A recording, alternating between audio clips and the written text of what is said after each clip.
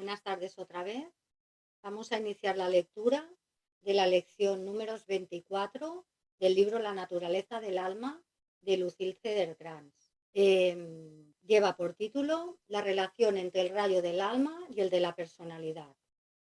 Se compone de 4 apartados: el alma trascendente y la redefinición de la personalidad, el proceso de infundir la personalidad por el alma, el uso del séptimo rayo para ayudar a este proceso, el papel del rayo de la personalidad en la actividad de servicio, con un ejemplo de los rayos 2 y 4. El primer apartado, el alma trascendente y la redefinición de la personalidad.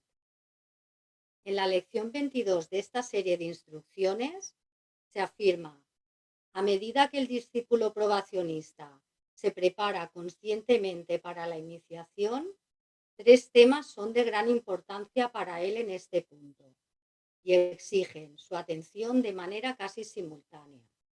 Son la constitución peculiar de sus rayos y por tanto su relación grupal con el plan, el campo de servicio elegido y el arte y la ciencia de la magia que le ofrecen las técnicas que posibilitan el servicio que ha elegido.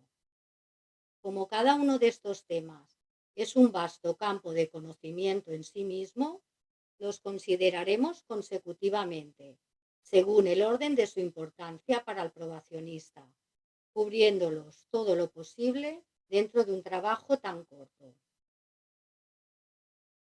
En nuestras últimas 2 lecciones hemos venido considerando el rayo del alma y ahora estamos preparados para considerar el rayo de la personalidad y los rayos de su triple vehículo de manifestación. Esto también nos lleva al campo elegido de servicio iniciado por el probacionista. Existe mucha confusión en la mayoría de nosotros con respecto a la diferencia entre el alma trascendente y la personalidad. Hemos comentado esto de muchas maneras, pero una vez más dirigiremos nuestra atención a este tema, porque su comprensión es un prerequisito vital para la iniciación. Les sugeriría que después de esta lección repasen las lecciones anteriores, buscando y copiando en un cuaderno especial cada referencia a esta distinción entre el alma trascendente y la personalidad. La triple naturaleza del alma humana: alma espiritual, alma humana y alma animal. El alma de un ser humano, es decir, la suma total de su conciencia, se divide en estos 3 aspectos fundamentales. El alma espiritual en su propio plano. Este es el aspecto de la entidad individualizada que no está encarnada en la forma.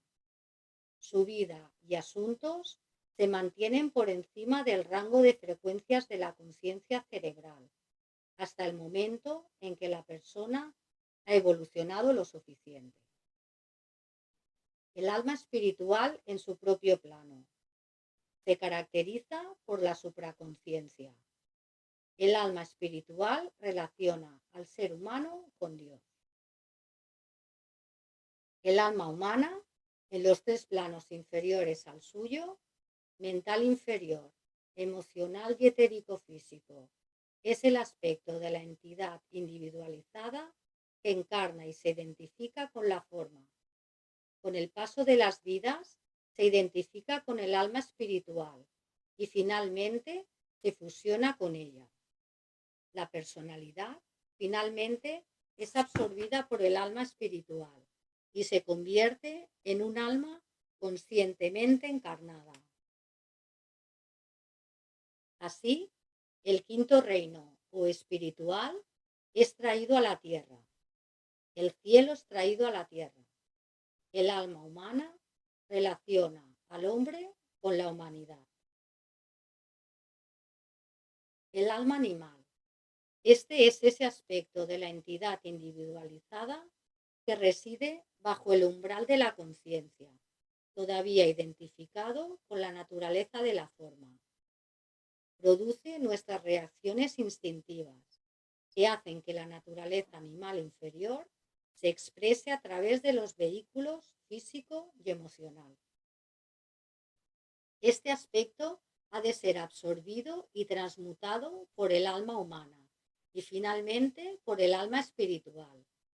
El alma animal relaciona al hombre con el reino animal. La triple naturaleza del alma y el cuerpo etérico. El cuerpo etérico, con su sistema de centros, es la forma sustancial del alma, siendo un vehículo para las tres mayores clasificaciones de la conciencia del alma. Estas son: A. La conciencia del alma espiritual trascendente, enfocada en el centro coronario de la cabeza. La persona, entonces, contacta con su propio ser superior a través de este centro. El ser superior impresiona al cerebro con su sabiduría a través del centro de la cabeza y de la red etérica como inspiración. B. La conciencia del alma humana desenfoca en el corazón y los centros relacionados con él. Aquí se establece contacto con el grupo y con la conciencia mental y astral de la familia humana. Este contacto se impresiona como intuición sobre el cerebro a través de la red etérica. C. La conciencia del alma animal que se encuentra en el plexo solar y centros relacionados. Este centro de conciencia relaciona al hombre con el animal y con su pasado. El contacto a través de este centro y de la red etérica se impresiona en el cerebro como instinto. Estos tres niveles de conciencia dentro del individuo y de las masas deben ser sintetizados antes de que el hombre pueda entrar en el reino de los cielos. El trabajo de síntesis no puede continuar hasta que el hombre haya integrado su triple personalidad, su naturaleza mental, emocional y física, en una unidad funcional que responda al alma.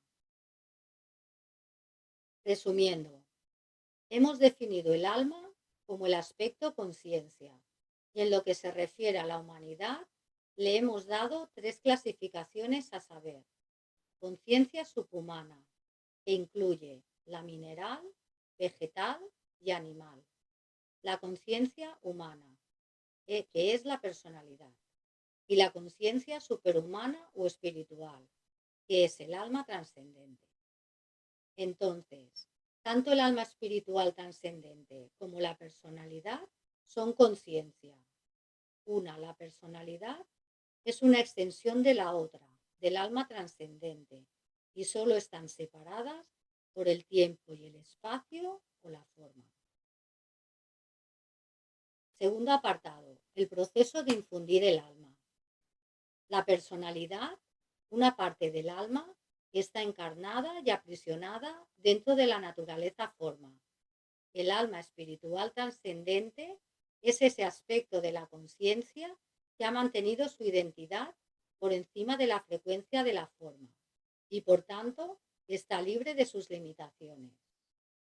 Eso que trasciende está conectado, si puedo usar un término tan pobre, con la personalidad, por un hilo de conciencia que entra en la naturaleza forma a través del centro de la cabeza y de la red etérica y se ancla a la forma en la región de la glándula pineal. El alma espiritual se refleja en la cueva o caverna, situada en el centro etérico de la cabeza, mediante este hilo de conciencia, a medida que la personalidad dirige su atención hacia él.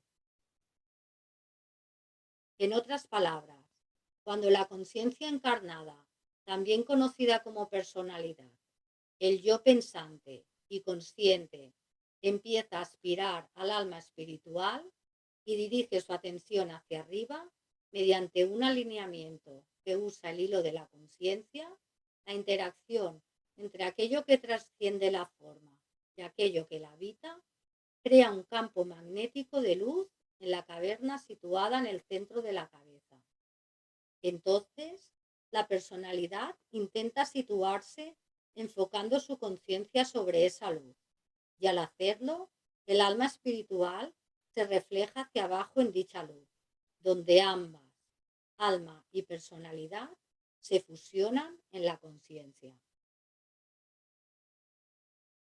Al principio, esta fusión se produce únicamente de manera momentánea, durante los momentos de meditación, hasta que finalmente se establece una polaridad, un brillante foco de luz, que fija la fusión, por así decirlo, y el hombre, en el cerebro, se convierte en el alma conscientemente encarnada.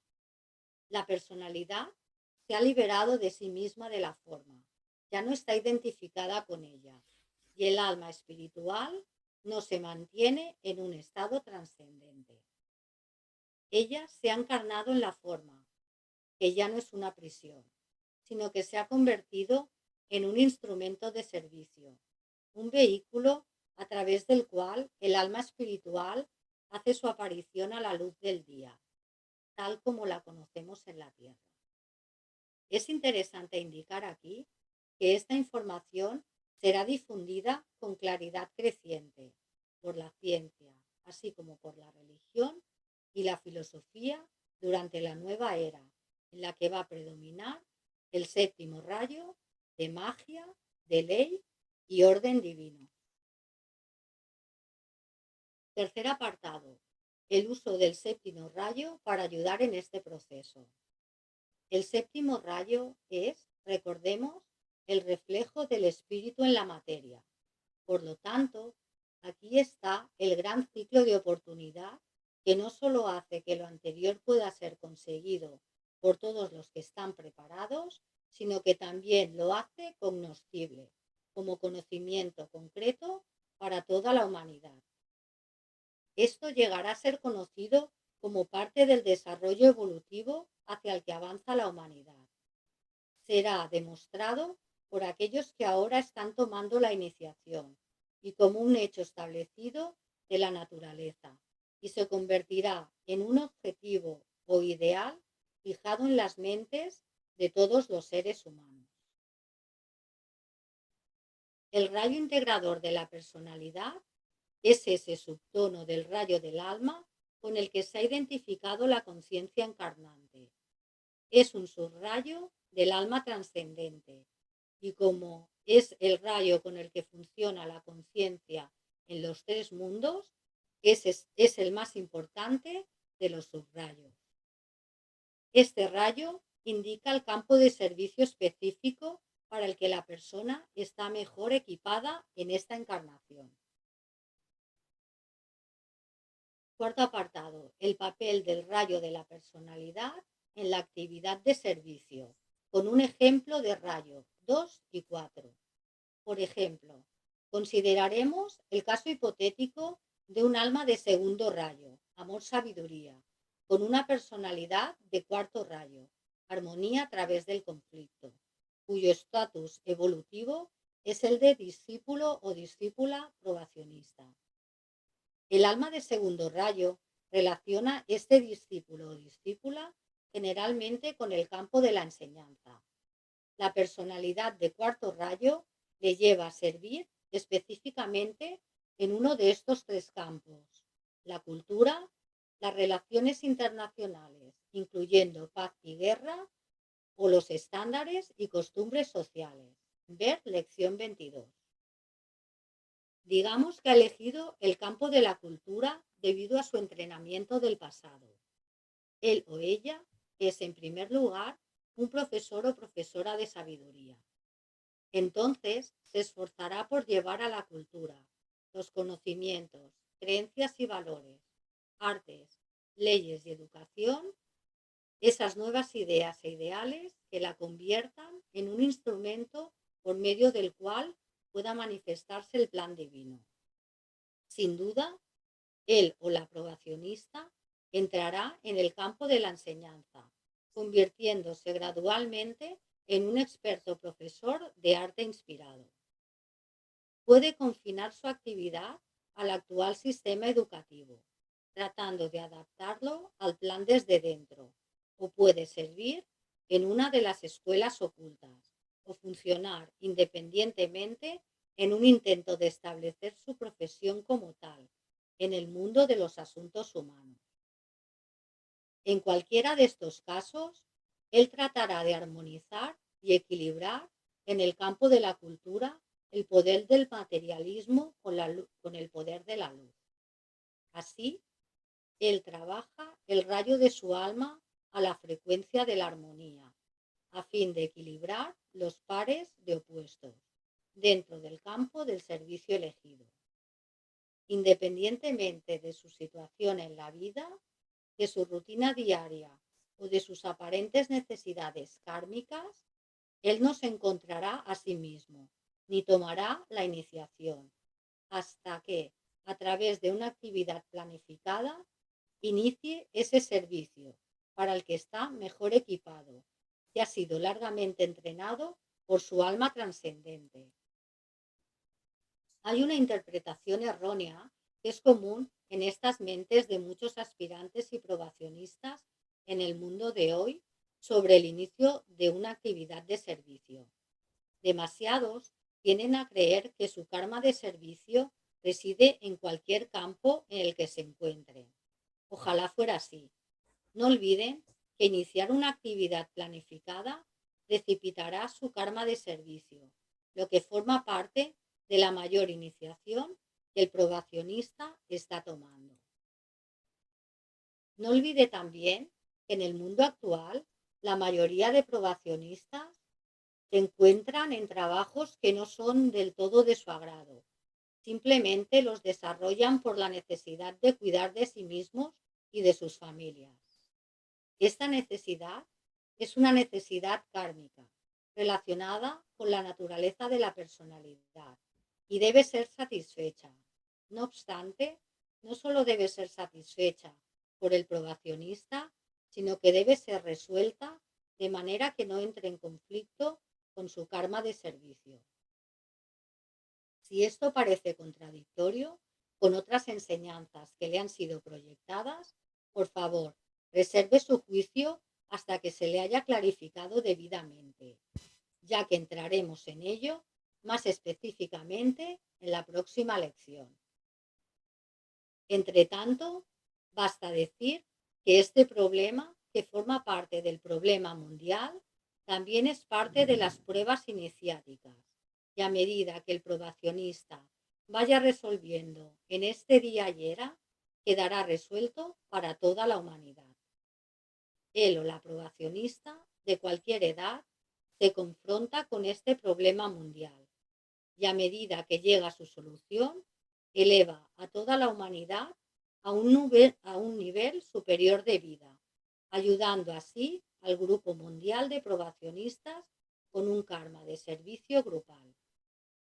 Ellos sirven no solo cada uno en su propio campo, sino como grupo, mediante el acto mismo de tomar la iniciación en un tiempo y lugar específicos.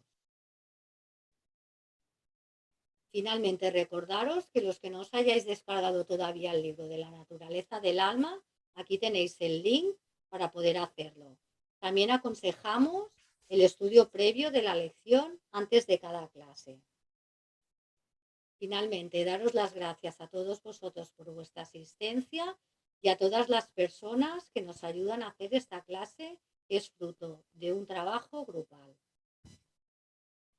Ahora sí, para finalizar, os recordamos las dos próximas clases que va a hacer Valentín. La primera será el miércoles 18 de mayo, dentro del círculo de conferencias Reflexiones Esotéricas sobre los problemas de la humanidad y sus soluciones. Y la siguiente ya en el mes de junio sobre la jerarquía y el plan divino. Muchas gracias a todos. Ahora dejo de compartir y paso la palabra a Valentín y os abro los micros para que podáis hacer vuestras preguntas.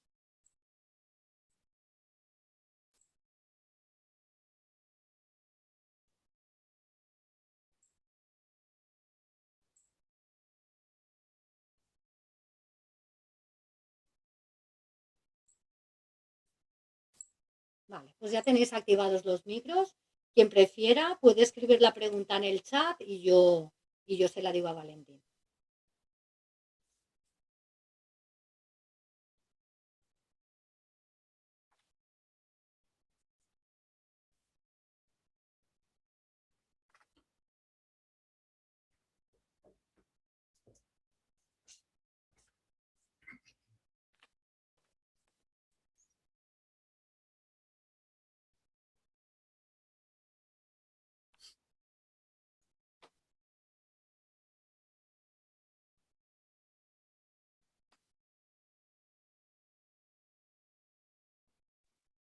Una pregunta. ¿Las almas de segundo rayo también se dedican a la curación?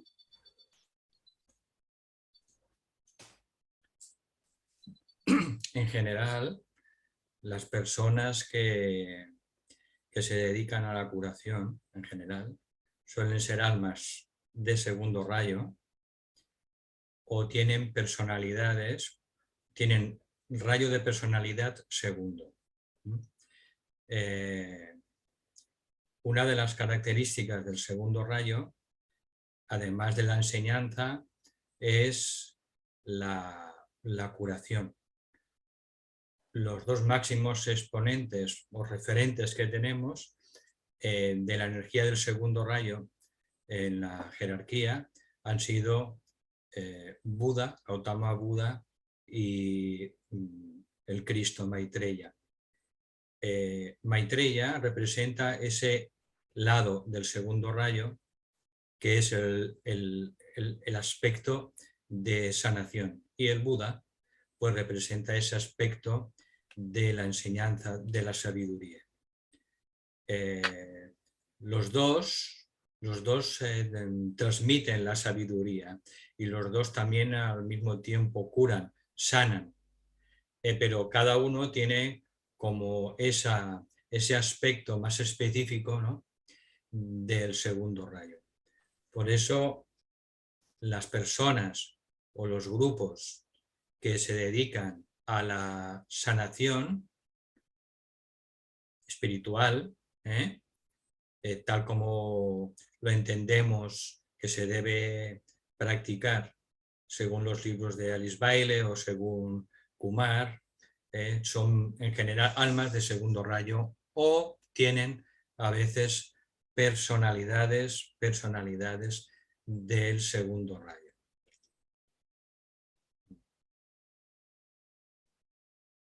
También las personas que para ellos Leo ocupa un lugar importante y tienen a Leo en el ascendente sobre todo, o son personas que han nacido en el signo de Leo, también son personas que están muy capacitadas para ser transmisores de la energía de sanación, especialmente las personas que están ya en el camino espiritual y que tienen Leo en el ascendente, que como sabéis, nuestra alma trascendente, nuestra alma espiritual, trabaja a través del ascendente, del signo del ascendente, cuando ya la persona está en la rueda revertida en el camino espiritual.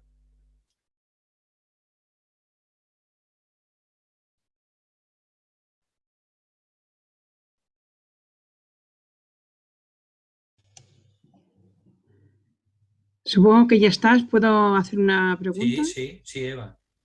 A mí lo que me preocupa es lo del grupo. Entonces, cuando hablan del grupo, ¿qué están hablando? ¿Grupo, por ejemplo, de aprobación y y admitidos en el ARRAM, o qué? ¿O es un grupo de nacimiento o no sé? Esto es lo que me lleva un poco loca, lo del grupo. Bien. Nosotros formamos parte de diversos grupos. el grupo más importante, el grupo más esencial, es el grupo que forman nuestras propias almas espirituales. Ese es el grupo más importante y es lo que hemos hablado a lo largo de las lecciones. Lo hemos definido como el grupo ashrámico, ¿no? Es nuestro grupo del ashram que está formado por nuestras propias almas. Ese es el grupo más importante. Luego, a nivel de la encarnación en las personalidades, ¿no? Cuando estamos encarnados, pues normalmente pues, estamos en un grupo. Lo aconsejable no es trabajar individualmente, sino trabajar en un grupo dentro del marco de referencia de un grupo, ¿vale? Y en ese grupo que existe físicamente, en el plano físico, pues ahí es donde nuestra personalidad pues, puede aprender, puede desempeñar una parte del servicio, etcétera, etcétera. Es también donde la personalidad pues se lima a través de las relaciones con otros hermanos cuando se relacionan como personalidades, ¿no? Entonces es lo que Kumar ha dicho muchas veces, que es donde tenemos que limar nuestros ángulos obtusos para que todos se conviertan en ángulos rectos. Y ahí el grupo físico al que pertenecemos o la organización espiritual, pues también forma parte de ese entrenamiento, sobre todo para poder limar nuestra personalidad y que se haga cada vez menos egocéntrica. Y luego tenemos el grupo que nos une a través de los lazos de sangre. Y ese grupo que nos une a través de los lazos de sangre, ese es menos importante que los dos anteriores. De manera que ese grupo viene por el designio o por el plan de nuestra propia alma antes de encarnar y decide con qué almas tendremos que convivir una serie de años en nuestra propia familia. Nuestros padres, en qué padres tendremos que encarnar, cuáles serán nuestros hermanos o hermanas, y son esos lazos de consanguinidad que nos unen en la vida física. De manera que podríamos decir, a título general, que yendo de menor a mayor importancia, el grupo que tiene menos importancia es el grupo de consanguinidad, el grupo de la familia, ¿no? Que sobre todo es un grupo en el que tenemos que aprender determinadas lecciones marcadas por el alma y quemar cierto karma, karma familiar. Luego tenemos en orden de importancia el grupo espiritual al que nosotros estamos afiliados, con el que resonamos más. Puede ser un grupo durante una serie de años, no tiene que ser para toda la vida, pero puede ser un grupo o una escuela esotérica durante una serie de años y al cabo de un tiempo, pues estar en otro grupo espiritual o escuela esotérica. Estar en un grupo es siempre conveniente e importante, porque no solo ofrece protección, sino que también ofrece esas oportunidades para limar las limitaciones, los defectos de nuestra personalidad. Y es donde ahí vamos aprendiendo en esas relaciones con otras personas de distintos rayos, de distintas cualidades, fruto de esas fricciones, pues si estamos mínimamente despiertos, pues veremos qué cosas tenemos que trabajarnos. Por eso es conveniente estar en un grupo espiritual y nosotros ya iremos viendo, ¿no? Pues qué parte tenemos que desempeñar en ese grupo, que insisto, no tiene por qué ser el mismo, que puede cambiar con el paso del tiempo. Y nuestro verdadero grupo, con mayúsculas, es nuestro grupo asrámico, nuestro grupo de almas al que pertenecemos. Ese grupo asrámico al que pertenecemos muchas veces no coincide, ¿no? O coincide poco o medianamente con el grupo de personas con las que nos relacionamos en nuestro grupo espiritual. Que no deja de ser un grupo de personalidades. Entonces, el grupo más importante es el grupo asrámico, el grupo de almas al cual estamos vinculados. Ese es nuestro verdadero grupo espiritual y con el paso del tiempo, con el paso de la evolución del alma, con el trabajo interior, meditación, servicio, estudio, reconstrucción del carácter, eliminación progresiva del egocentrismo, disminución progresiva del ego, etcétera, etcétera, pues iremos siendo cada vez más conscientes de esa filiación que tenemos con ese grupo asrámico, con ese grupo de almas, y eso poco a poco irá formando parte de nuestra conciencia con el paso de la evolución y con el paso del tiempo.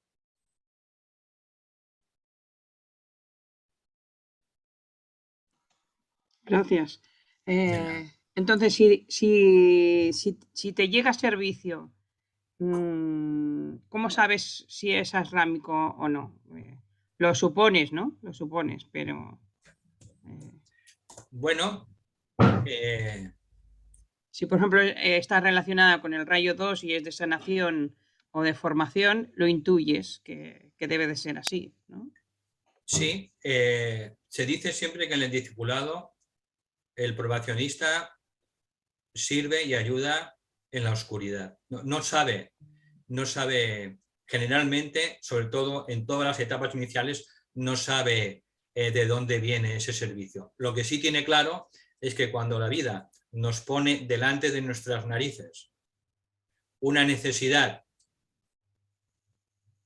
que la vida nos trae, Hay que asumirlo. y nosotros reconocemos que tenemos habilidades que hemos ido desarrollando o aprendiendo con el paso del tiempo y podemos ayudar en esa necesidad, tenemos la obligación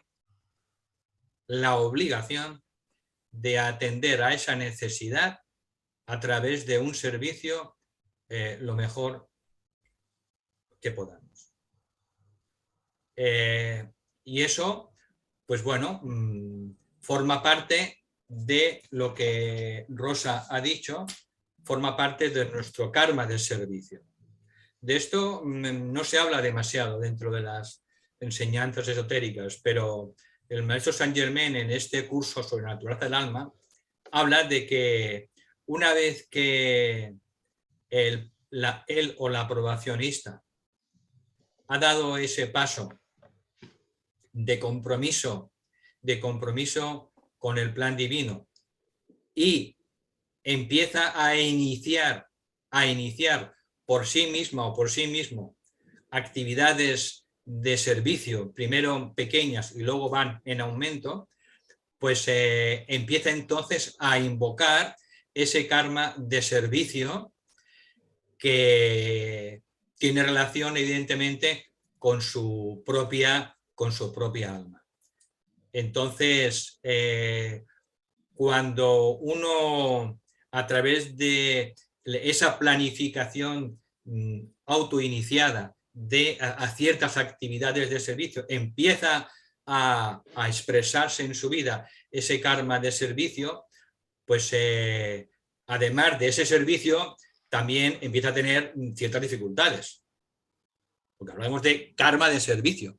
Con lo cual, tiene que estar el probacionista, pues mentalizado, que a pesar de que emprenda actividades de servicio que la vida le trae, pues que va a tener determinados problemas o conflictos fruto de ese karma de servicio, que comparte a su vez con todo el karma grupal de servicio que forma parte del karma de todos los probacionistas del mundo.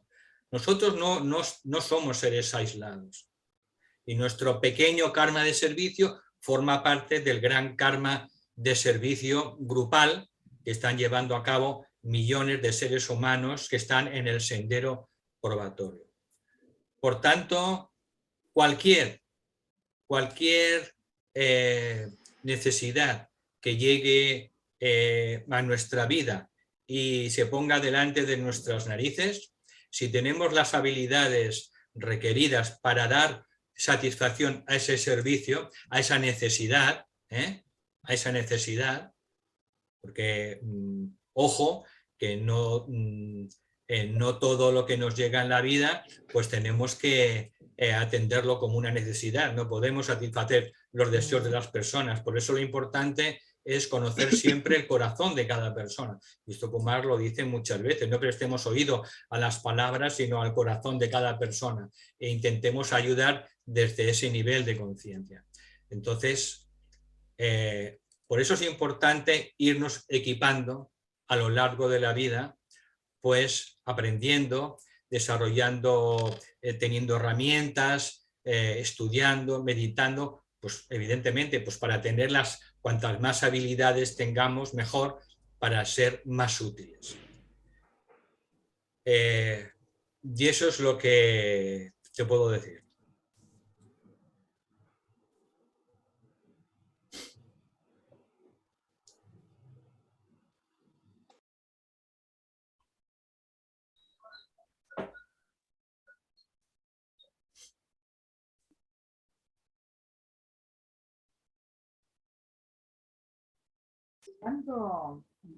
Este tema, yo llevo 3 meses fuera de onda porque he estado acreditada, entonces he estado en el hospital. Disculpa, Dolores, te oigo muy flojito. ¿Lo puedes? Espérate, voy a subir el...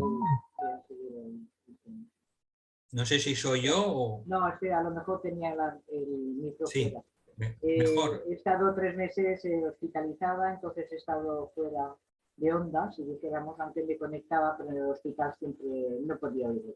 Bueno, el caso es que con el tema este del karma, de la función que tenemos dentro de nuestra vida, a mí me ha sucedido un poco al revés. O sea, yo ahora me inicio en esa etapa espiritual y en cambio, en un momento dado de mi vida hubo muchos cambios, hubo muchas historias y se me presentó el hacer un trabajo físico, o sea, un trabajo profesional, que se me puso en bandeja, que desde luego era de ayuda. O sea, yo después de circunstancias me puse una herboristería dietética, ¿no? Entonces, en el desarrollo de mi profesión, de mi vida laboral, tuve la oportunidad, pues eso, de hacer, yo creo que mucho bien, ¿no? Pero es que además a mí se me puso en bandeja, o sea, se me puso todo como muy fácil. Y yo no sé si esto era kármico o si era... Que luego eso ha dado pie a que pudiera entrar yo en esta fase espiritual, ¿no? Pero cuando empecé, no, pero con la herboristería. Pero además es que a mí se me dieron conocimientos herbolarios que yo no... O sea, lo puse por inspiración, porque venía de una enfermedad en la que me había curado con un médico naturista y tal, ¿no? Y entonces todo fue como muy puesto. O sea, conforme anteriormente en mi vida había sido lo más difícil, por decirlo, en aquel momento se me puso todo muy en bandeja para que lo hiciera. Y además me venían unos conocimientos que yo no sabía ni de dónde venían, ¿no? Y esto hacía que yo pudiera desarrollar mi profesión de cara al público y tal, con las hierbas, y eso pues que fue como muy bonito y fue muy enriquecedor. Entonces mi pregunta aquí es que a mí es que me está pasando al revés. Porque ahora empiezo a ser como un aprendiz de probacionista, ¿no? Y en cambio, no sé lo que me tocará hacer ahora. No sé si me siento confusa con respecto al trabajo que me toca hacer ahora. No sé si me explico bien. Bueno, vamos a ver, Dolors. La vida nos va trayendo diferentes experiencias con el paso de los años y hay que estar siempre abierto y ser flexible para leer los mensajes que la vida nos trae y que nos trae nuestra alma, pues para intentar dar el siguiente paso en nuestra evolución como almas. Entonces, hay momentos en la vida, periodos en los que todo resulta muy claro y otros periodos en los que resulta un poco más confuso. Pues hay que aceptar, digamos, las cosas tal como vienen y lo importante es tener siempre esa actitud de servicio, que es lo que hace que vayamos atrayendo aquellas situaciones y aquellas personas a las que tenemos que servir. Si de momento la vida no te trae a personas para poder ayudar, pues simplemente sigue cultivándote, sigue meditando, sigue estudiando, ¿no? Hasta que la vida te vaya trayendo otras oportunidades o personas a las que tienes que servir. De acuerdo. Muy bien. En la espera me quedo. Gracias. De nada.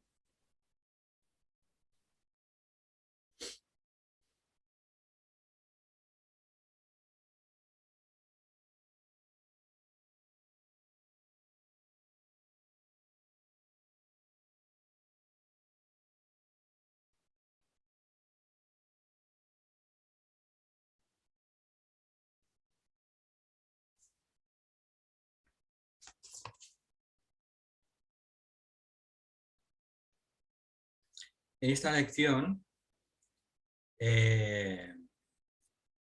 se dan algunas enseñanzas muy importantes para seguir entendiendo más profundamente la naturaleza del alma.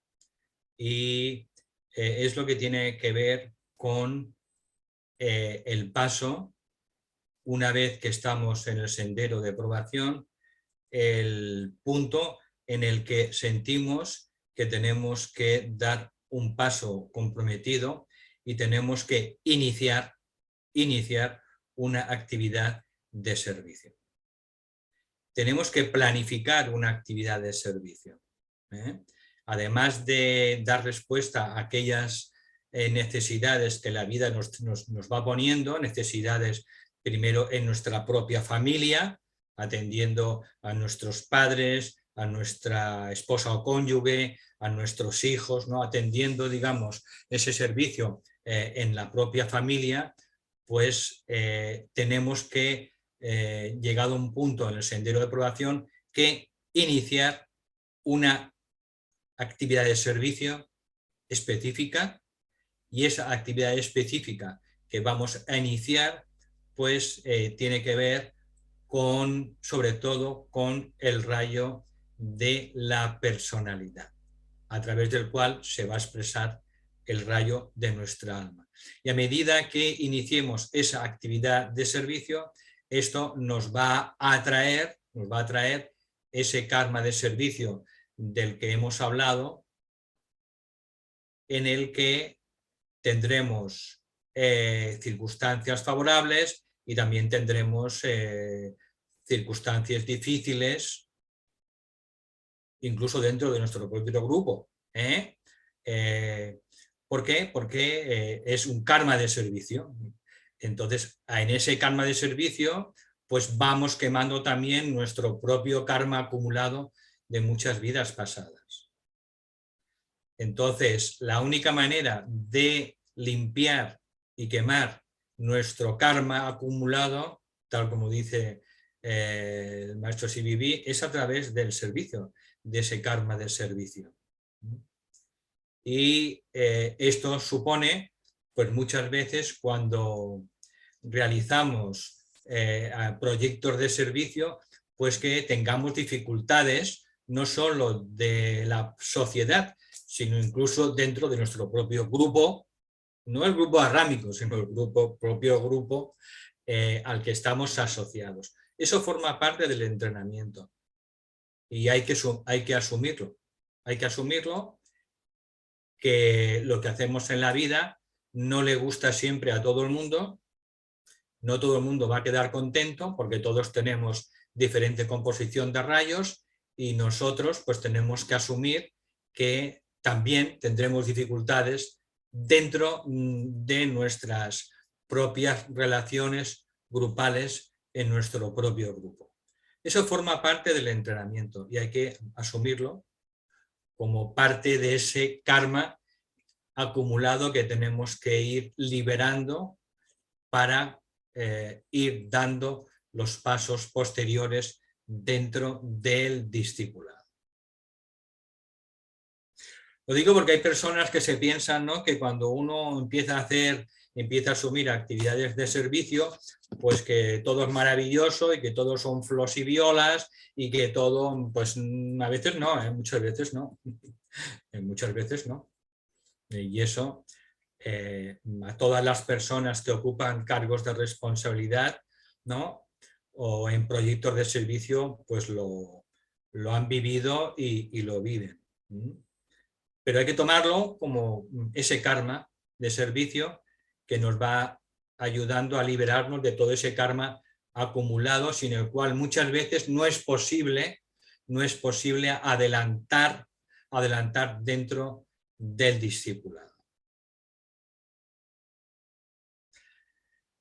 También en esta lección pues se dan pistas importantes sobre la personalidad y que es nuestra piedra en el zapato. Nos hemos preguntado muchas veces por qué no somos ya iniciadas conscientes o iniciados conscientes.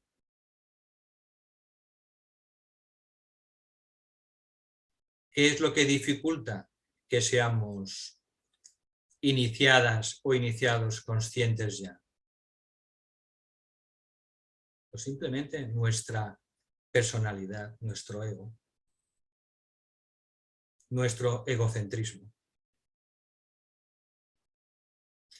Por eso es importante conocer el rayo de nuestra personalidad, porque a partir de ahí veremos los espejismos del rayo de nuestra personalidad. Cuando dimos aquellas 2 clases de los rayos, pues hablamos de los espejismos de cada rayo. Entonces, son esos espejismos del rayo de nuestra personalidad, esas tendencias que tenemos naturales a tropezar siempre con la misma piedra, pues las que dificultan el trabajo del alma. El alma está esperando fusionarse con la personalidad, pero la personalidad, el ego, se lo impide. El único obstáculo es el ego, la personalidad. Si no, ya seríamos iniciados. Por eso hay que hacer también un trabajo muy serio y muy profundo en la personalidad para ver esos defectos, esos egoísmos, esos prejuicios, esas opiniones tan cristalizadas, esas tendencias de los cuerpos, ¿no?, para irlos eliminando también a través de ese proceso de la observación y de la invocación de la voluntad del alma, para ir limpiando todo ese campo lleno de malas hierbas, que es lo que en definitiva impide que el alma se exprese. El alma no se puede expresar, nuestra alma no se puede expresar más debido a las dificultades que le pone el ego, la personalidad. Por tanto, hay que ser conscientes de que tenemos que hacer un trabajo, además de un trabajo de meditación y de invocación del alma, ¿no? Un trabajo también de profunda observación de nuestros defectos, y a la mínima que veamos uno, tenemos que eliminarlo invocando la voluntad de nuestra alma. Porque muchos defectos de la personalidad y del ego no se pueden eliminar desde la propia personalidad.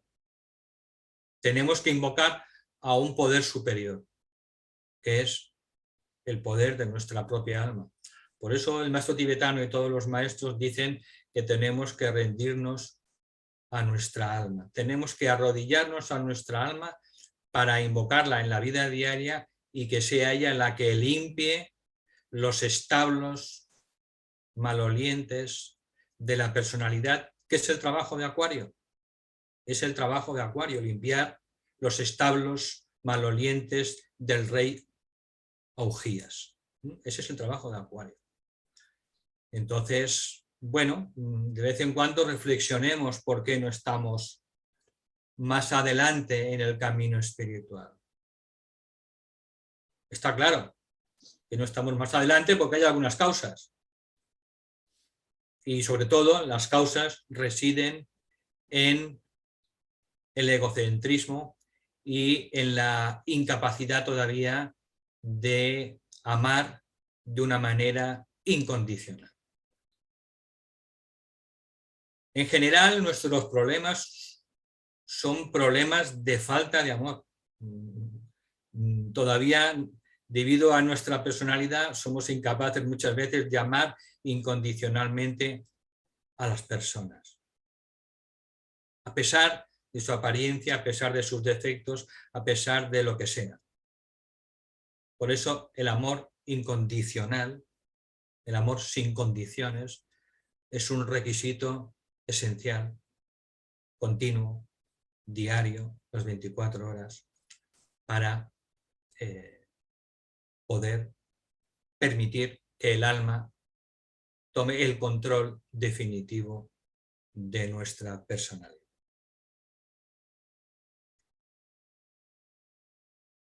Pero todos sabemos que esto no es nada nuevo.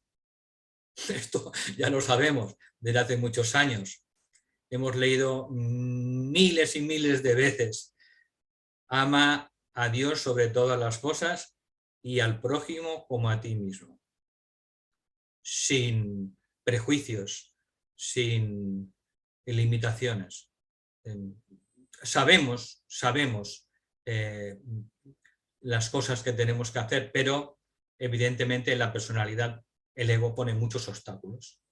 Y eso es lo que también de vez en cuando pues tenemos que hacer, pararnos, ¿no? Para ver qué cosas tenemos que limpiar de nuestra personalidad, de los cuerpos, para que el alma pueda manifestarse de una manera mejor y más rápida.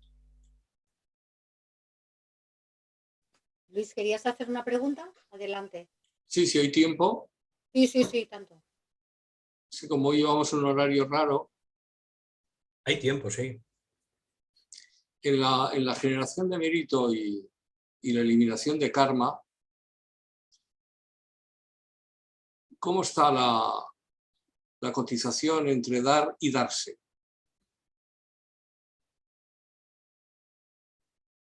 ¿Puede ser un poco más extenso? Bueno, dar y darse es bastante tal, pero bueno, lo pongo un ejemplo, ¿no? Una persona tiene deseo de servir y se va de cooperante a Centroáfrica a servir en una comunidad de 1000 almas que están ahí, digamos, con ciertas limitaciones. Y otra persona manda recursos para que esas 1000 personas vivan de una forma digna. Uno está dándose y el otro está dando. ¿Cómo está últimamente la cotización del IBEX kármico?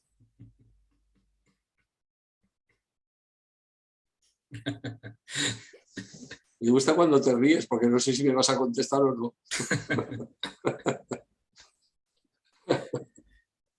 Mira, Es una pregunta que es un dilema siempre en nuestra vida, ¿no? En general, hablamos de en general, ¿eh? Siempre. Lo más fácil es dar, ¿no? Lo más difícil es darse uno mismo, porque eso significa un grado mayor de renunciación. Porque no das algo que tienes, sino te das a ti mismo, a los demás, con toda tu alma y con toda tu personalidad, sintiéndote simplemente un instrumento de lo superior para que se haga su voluntad a través de ti. Entonces, el servicio, ¿no? Como el amor, ¿no? Yo creo que tiene como diferentes etapas o niveles, ¿no? Y vamos ascendiendo o entrando cada vez en niveles más profundos de ese amor y de ese servicio. Y no podemos entrar en niveles profundos, en el nivel 10 o 9, sin haber pasado por los niveles inferiores. Entonces, bueno, cada uno tiene que saber dónde está, qué es lo que puede aportar, cuáles son sus propias limitaciones también. También hay que aceptar nuestra propia humanidad, evidentemente, porque no todos aquí somos Cristos o somos la Virgen María, ni mucho menos, ¿no? Y tenemos que aceptar nuestra propia humanidad y nuestras propias limitaciones. Pero bueno, estar muy atentos a esa personalidad, a ese ego, pues para cuando veamos que realmente nos está impidiendo, ¿no? Pues realmente hacer un verdadero servicio a los demás. Uno tiene que ver en la vida cuándo tiene que dar y cuándo tiene que darse. Normalmente o muchas veces es simultáneo, es continuo, y cada uno tiene que ir viendo a través de su propia atención y su propia observación, pues qué es lo que tiene que hacer en cada momento. Es una pregunta pues difícil, una pregunta difícil, y solo la puede resolver cada uno en su propio corazón. Sí, al final suponemos que el argumento más creíble sería tender hacia el equilibrio, ¿no? El equilibrio entre la capacidad de dar y la capacidad de darse.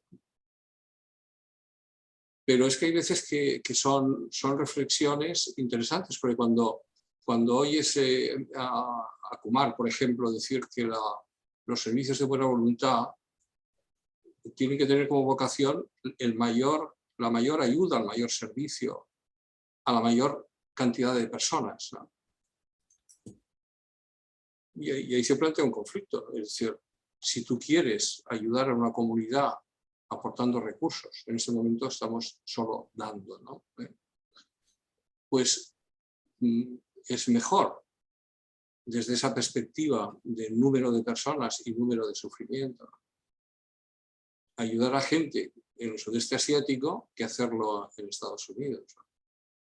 Porque con los mismos recursos vas a producir un efecto infinitamente menor, ¿no? Por ejemplo, es un ejemplo, decir, ya sé que son análisis que están en la parte densa del dial, ¿no?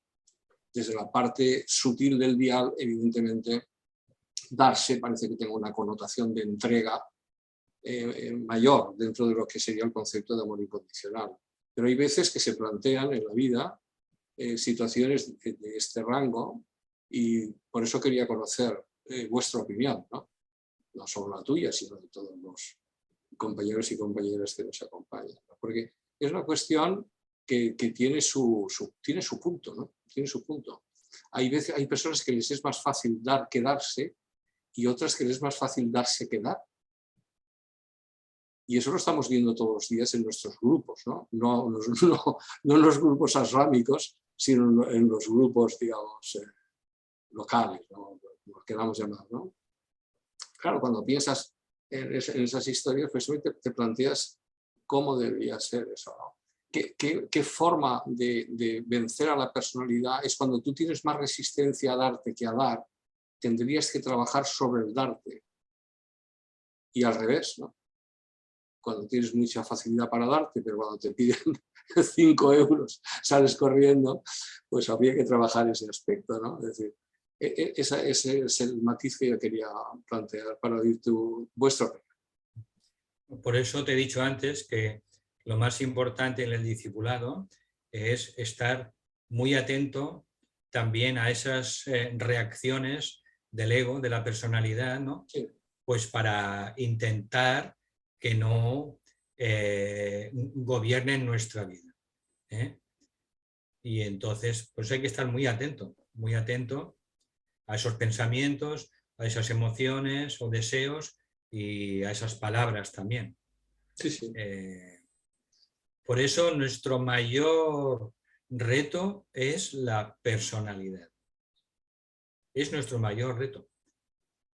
Porque no estamos más adelante en el camino espiritual, porque la personalidad es la que nos está poniendo la zancadilla. Pero es que esa personalidad es la que hemos construido y estamos manteniendo continuamente con nuestra forma de pensar, con nuestras opiniones, contra nuestros prejuicios, contra nuestros deseos, etcétera, etcétera. Por eso hay que hacer un trabajo también muy profundo con la personalidad, además del trabajo invocando al alma, pero hay que hacer también un trabajo profundo con la personalidad. Gracias. Sí. Sí. Buenas noches. Hola. Mira, si me permites, o si me permitís, quisiera hacer una reflexión al respecto en función de alguna de las intervenciones que he oído, ¿no? Primero de todo, lo digo por, bueno, en este caso Dulos, que hacía una reflexión sobre en un momento de su vida, ¿no? Que se le ofrecía un trabajo, como ya decía, en bandeja, ¿no? Y luego tú le has apuntado que evidentemente no siempre a la hora de servir pues son facilidades. La cosa es muy compleja. Y lo digo por experiencia propia. Yo pongo simplemente mi ejemplo.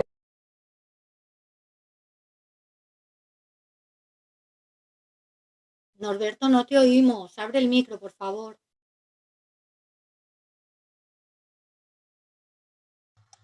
Te has silenciado, Norberto. Te has silenciado.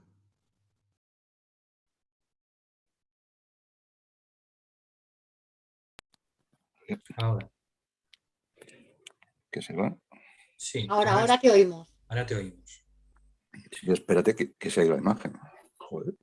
La imagen hace rato que no está. Sí, la imagen no te veíamos ya desde el principio. No, pues en este caso, en mi caso, por ejemplo, me di cuenta con el tiempo de que habría un gran espejismo, un gran glamour, ¿no? Con respecto al tema del servicio, en este caso con el tema, vamos a ir, de la curación. Teniendo en cuenta que en este caso mi hermana y yo, por ejemplo, entramos de la mano de un médico alópata, pero que trataba con plantas medicinales, extractos de plantas con fitoterapia en este caso, ¿no? Y el tema, te das cuenta que realmente es muy complejo el espejismo que a uno le rodea, ¿no? En función también del rayo. Yo me suelo definir, veo que tratáis el tema en este caso, del discípulo probacionista, ¿no? Yo me defino como un estudiante. Cada uno tiene que saber en qué punto evolutivo está, ¿no? O debería saberlo, pero también haré otra reflexión al respecto. Estamos hablando del probacionista. Simplemente recordar que, por ejemplo, cuando el tibetano habla de la primera iniciación, dice que entre la primera iniciación y la segunda, que aquí serían discípulos aceptados, ese es el término técnico que le da, pueden pasar muchísimas vidas. Y entre la segunda y la tercera, quizás no tantas, pero también aclara que depende del rayo. O sea, si tienes un rayo par, pues probablemente la segunda te dé muchos problemas, precisamente porque se relacionan con tu cuerpo astral. Y si tienes un rayo impar, en la tercera iniciación pues podrías tener muchos problemas también porque tienes la ilusión, ¿no? Ese otro espejismo del plano mental, ¿no? Y simplemente decir, lo digo porque a veces hay determinadas ideas al respecto, ¿no? De que los problemas pueden estar en el probacionista, no. Y en el discípulo aceptado también. Porque él, por ejemplo, cuando hace referencia a la tercera iniciación, que es en el momento que se fusionaría el alma con la personalidad, dice que para realizar esa, las pruebas son literalmente, dice, pruebas drásticas. En algunos casos incluso emplea la palabra terrible. Y tú dices, hombre, que está muy cerca, ¿no? Vamos a decir de la meta, ¿no? Porque la tercera es donde realmente marca la diferencia, se marca la diferencia, ¿no? Ahí es donde realmente el alma trascendente se expresaría plenamente, ¿no? Entonces, claro, te das cuenta que sí, que hay muchas pruebas durante el probacionismo, pero durante el discipulado aceptado las pruebas, ya lo insisto, en determinados signos, por ejemplo, el ascendente, que es el propósito del alma, habla de pruebas terribles, hasta que no se llega a la tercera edición, que es donde el periodo de prueba ya no dejaría de ser tal cual conocemos con respecto a la personalidad, ¿no? Bueno, simplemente era un apunte, una reflexión nada más. Si quieres comentar algo al respecto. No, me los estás asustando, Norberto. ¿Por qué? No, insisto que no son palabras mías. Sí, sí. En este caso, intento reflejar fielmente las palabras, transcribir las palabras exactas y hablo pruebas terribles y muy drásticas. O sea, entonces, quiero decir que el camino es un camino, el famoso camino del filo de la navaja, ¿no? O sea, la cosa es muy compleja. Bueno, y si entramos en temas de karma, tú lo sabes. O sea, el propio tibetano nos deja bien claro que el tema del karma es un tema muy complejo. Porque en Fuego Cósmico, por ejemplo, tú sabes que cuando se habla, o sabéis, que se habla ya del karma, del logos solar, del logos planetario, de los logos, y luego va descendiendo en la escala. Claro, cuando llegas al karma humano tenemos una idea, pues yo entiendo que muy, muy pequeña, ¿no? Realmente lo que sea, porque siempre hablamos del karma personal, no dándonos cuenta que estamos asociados, por ejemplo, en este planeta, que actualmente no es un planeta sagrado. Bueno, él, por ejemplo, dice que este planeta es un planeta del sistema solar, es el planeta que es, junto con otros dos planetas, el planeta donde las pruebas, los obstáculos y las dificultades son las más grandes. Insisto, refiriéndose el tibetano a este planeta, ¿no? Pruebas, obstáculos, dificultades de todo tipo, porque es un planeta pues, que es un planeta muy complejo. Lo dice él, insisto, no lo digo yo. O sea, quiero decir que eso nos da una idea que no solamente a veces es una cuestión de karma personal, sino el planeta, en este caso, en el que estamos un planeta no sagrado, en vías de ser sagrado, también hay que decirlo, y realmente, pues, bueno, en definitiva, que también tampoco hay que verlo de manera negativa porque, insisto, a veces tenemos que tener una visión mayor. Estamos en camino de ser un planeta sagrado y realmente hacer nuestro trabajo como un centro, ¿no? Uno de los centros del sistema solar, ¿no? Estamos en ello. Muchas gracias, Norberto. Espero no haber confundido también con determinadas cuestiones, ¿no? Porque es que ya me he ido un poco por los cerros de Úbeda. No, es interesante, Norberto.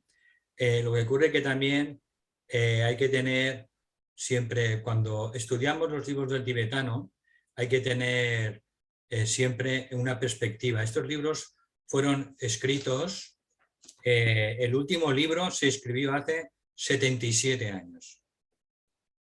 Y hay cosas que no han cambiado, pero hay cosas que sí han cambiado. Y entonces no podemos tomar los libros, bueno, en general ningún libro espiritual lo podemos tomar como una Biblia, ¿no? Y los libros del tibetano tampoco podemos tomarlos como una Biblia, porque en 77 años la humanidad ha evolucionado, la jerarquía ha cambiado sus planes unas cuantas veces y entonces no hay nada fijo.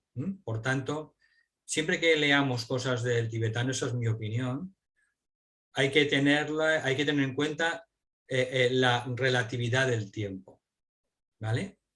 no tomar nada, no solo del tibetano, nada de ningún discípulo o discípula que haya transmitido enseñanzas de la jerarquía, pues tomarlo como una Biblia, simplemente como un elemento de reflexión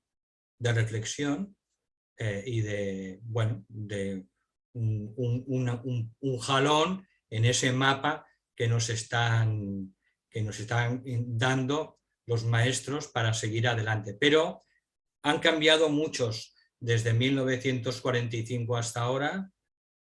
La situación es muy diferente. El discipulado también ha cambiado. Sí, hay cosas que hay que tenerlas en cuenta y ese es uno quizá de los motivos por los cuales pues estamos impartiendo estas clases sobre la naturaleza del alma, porque fue también una enseñanza que transmitió a través de Lucille Cedar-Kranz, una discípula norteamericana, el maestro Saint Germain, en el que dio algunas cuantas novedades, como también podemos leer novedades a través de lo que Kumar nos está dando, ¿no? Que provienen, para mí, provienen también de la inspiración de la jerarquía. Por eso hay que estar muy abiertos porque todo está cambiando. Tenemos que estar atentos a cada momento, ¿no? Atentos a cada situación que está teniendo la humanidad en el planeta, atentos a enseñanzas que pueden provenir también de diferentes fuentes, y tenemos que estar sumamente atentos y flexibles.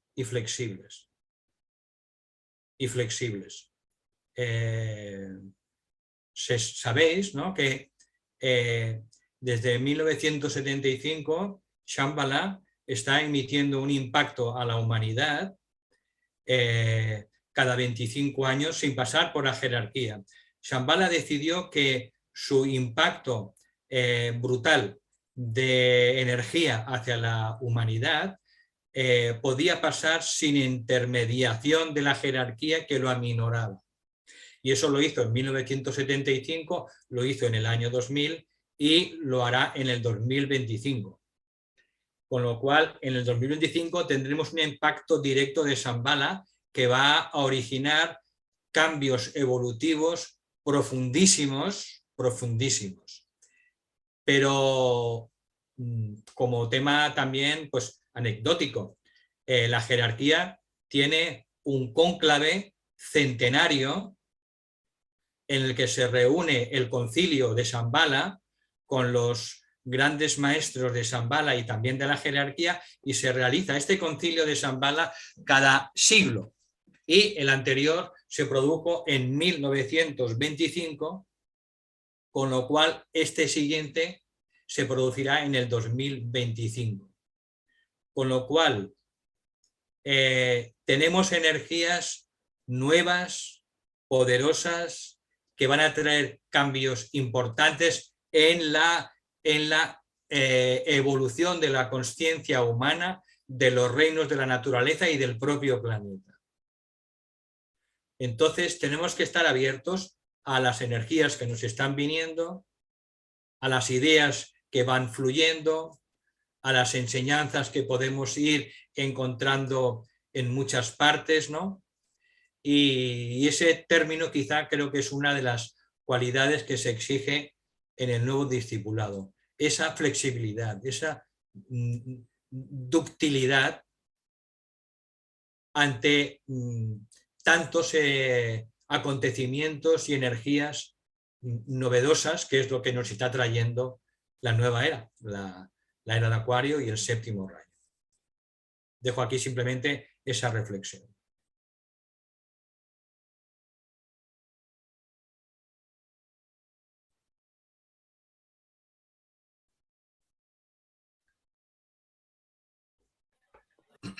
Gracias, Valentín. Sí, simplemente un comentario. Y que conste que yo, y te lo digo tal cual, yo soy crítico incluso con determinadas informaciones que da el tibetano, no la información técnica que da él, sino, por ejemplo, todo lo que respecta al tema profético, el tibetano se ha equivocado unas cuantas veces con determinados tipos de profecías. Y estamos hablando de que es un iniciado de 5º grado. O sea, quiero decir que, por supuesto, que hay que intentar verificar en la medida de lo posible cada uno con su conciencia aquella información que se le está dando. Tal como tú decías, me da igual que sea el tibetano, que sea cualquier otro maestro o iniciado, instructor o lo que sea.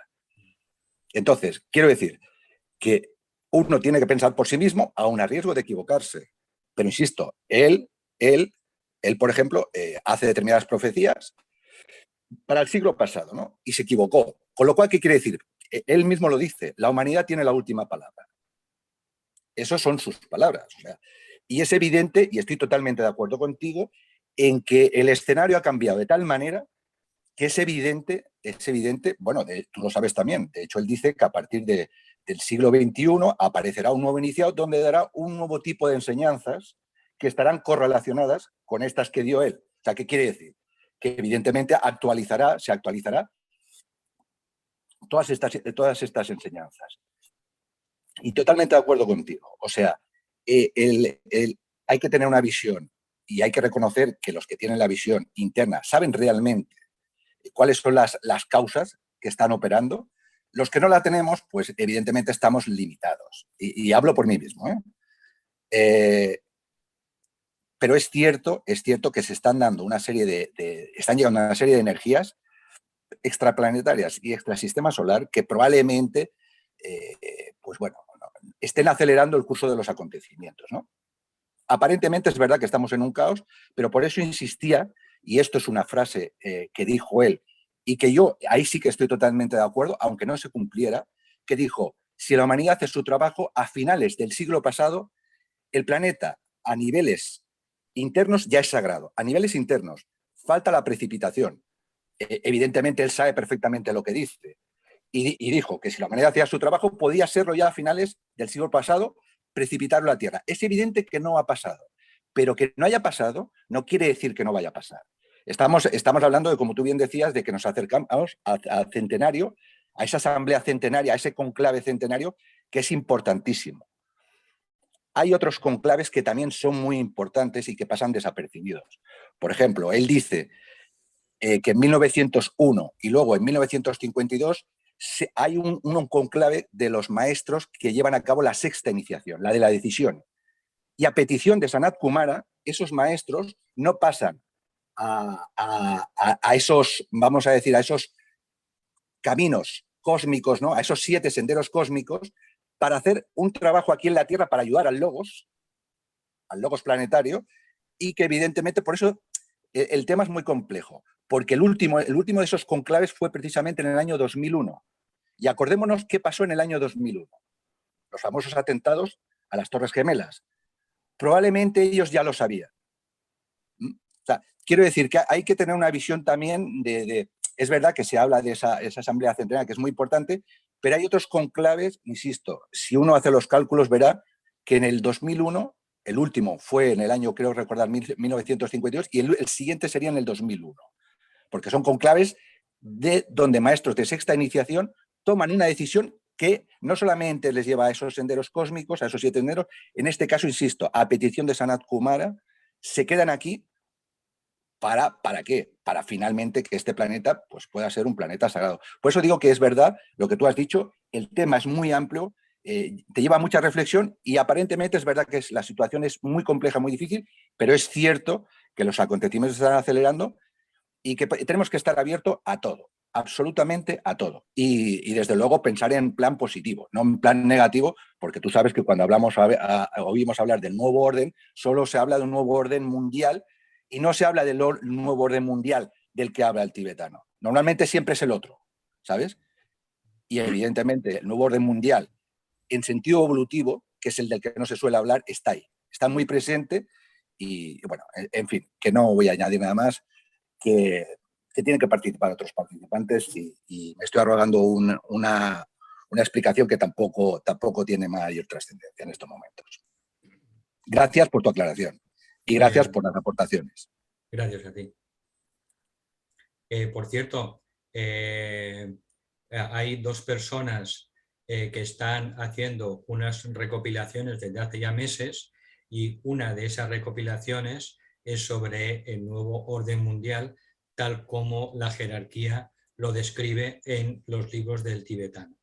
Entonces, hemos hecho una recopilación de los 25 libros de Alice Bailey y hemos extraído esos pasajes sobre el nuevo orden mundial, y cuando esté listo, pues lo ofreceremos pues como un servicio grupal a la gente interesada.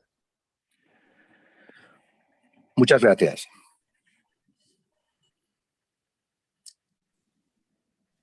Bueno, van a dar -4 si hay una última pregunta, y si no, pues cerraremos la sesión. Si alguien quiere preguntar algo.